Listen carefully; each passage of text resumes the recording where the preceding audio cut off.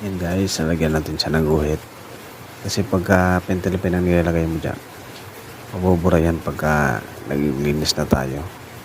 So nilagay ko siya, lagyan ko siya ng guhit, dalawa. Para sure ball. Yan, guhit. Tapos ikutin mo ngayon. Ikutin natin ngayon kung ilang ikot. Ipitan mo na natin. Isa.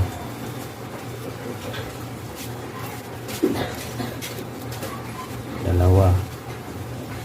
Ang dalawa yan ha. Dalawa. Dalawa kalahati. Yung ikot niya, pahigpit. Tapos, pahigpit ang ikot para mabilang. Tapos, saka mo luluwagan. Saka mo tatanggalin.